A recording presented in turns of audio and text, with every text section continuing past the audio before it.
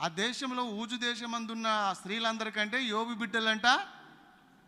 బిడ్డలు చాలా అందమైన వారు. ఆయన కొడుకులు అందమైన వాళ్ళే, కానీ ఒక్కరోజే చచ్చిపోయారు. శవాలు అట్లా వండబెట్టిరు.